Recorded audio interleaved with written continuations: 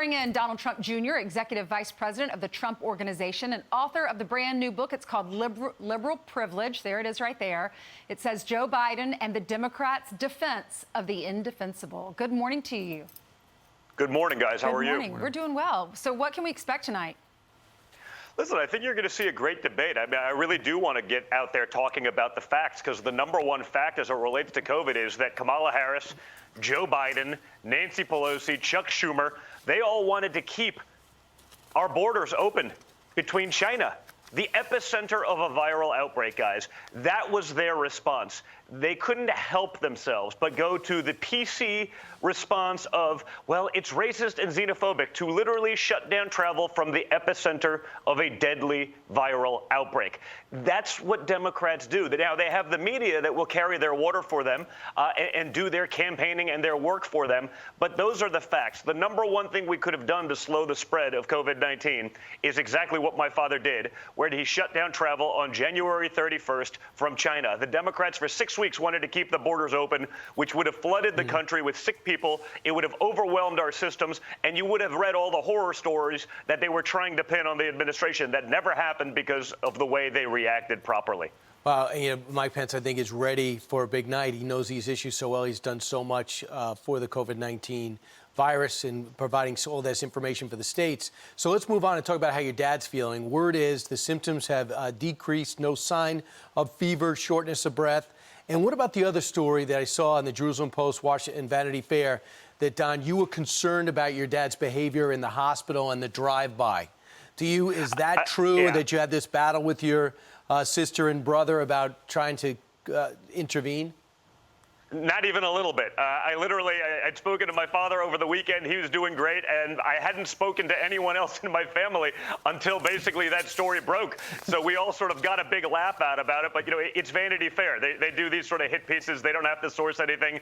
They don't even check with my team to see if it's accurate. They just print it because it's convenient to be against Donald Trump. So there's exactly zero truth to that conversation having taken place at all. But again, this is what they try to do. They try to pit the family against each other. They try to do these kind of things, and I'd I swear on a stack of Bibles that it never happened, but that doesn't matter for Vanity Fair. So let me just follow up. How is he feeling? How's your dad feeling?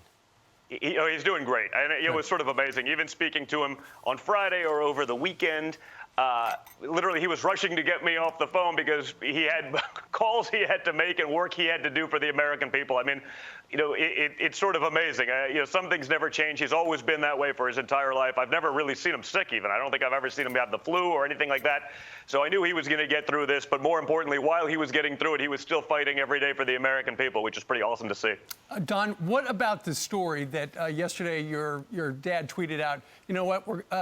I've ordered the team to stop negotiating with Nancy Pelosi because the Republicans have offered $1.6 trillion. The Democrats still want $2.4 trillion to bail out Democrat-led states and cities and things like that. That shocked everybody, although now he says he would like to make sure that people got a $1,200 check if they would come back with that, or to help rescue the airline industry. Apparently, Nancy Pelosi was on the phone with Democrats at the time after she heard that the president had pulled the plug on the negotiations.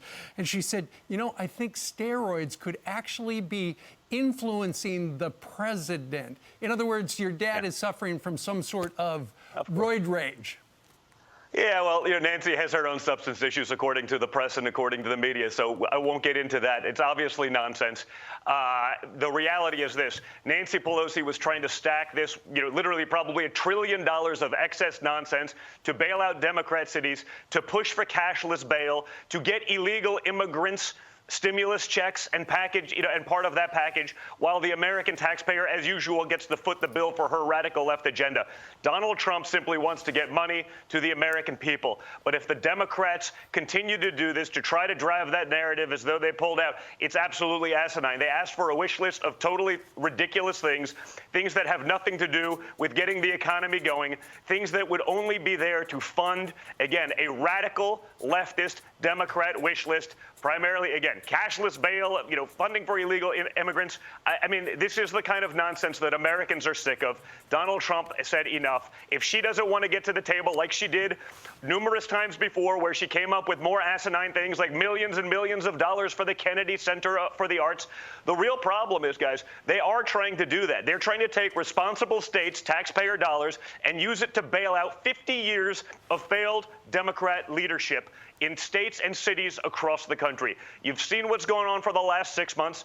You've seen it. It's all Democrat cities with Democrat mayors and Democrat legislators and Democrat governors and Democrat rules for over half a century, sometimes even a century.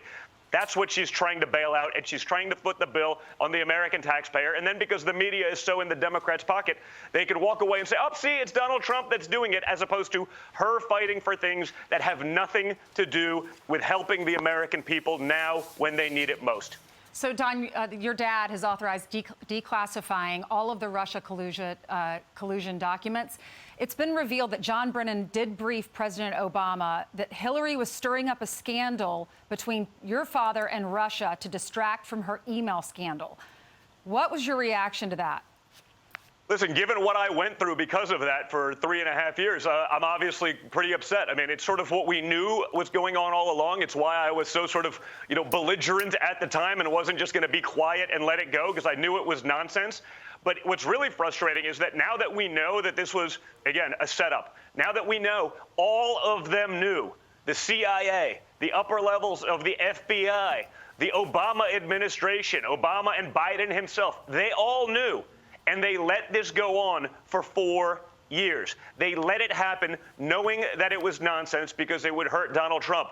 This kind of stuff can't happen in America. This kind of stuff shouldn't happen in third world countries, but it's going on right here. And what's scariest, guys, is that no one seems to care. Now that the media, now that it's against their darling Obama, despite his failed administration, their darling candidate Joe Biden, despite 50 years of failure in Washington, D.C., with literally no success, certainly not one that anyone could name, now that it's against them, they don't want anything. They're actually outraged that we would want transparency. They're outraged that the American people should be able to see all of the information. And by the way, the upper levels of the FBI and the CIA are still doing whatever they possibly can to make sure that those documents don't get out. They'll say, well, there's secret stuff in there that we can't. No, it's not secret. It's nonsense. It's that you were all involved and you guys are protecting your failed, corrupted, bureaucratic institutions rather than the Constitution, which is the pattern that we've seen for the last 4 years, and it needs to stop now. Absolutely. Donald Trump Jr., thanks so much. It's going to be an interesting 27 days. Thank you. Yes, it will. Thank you.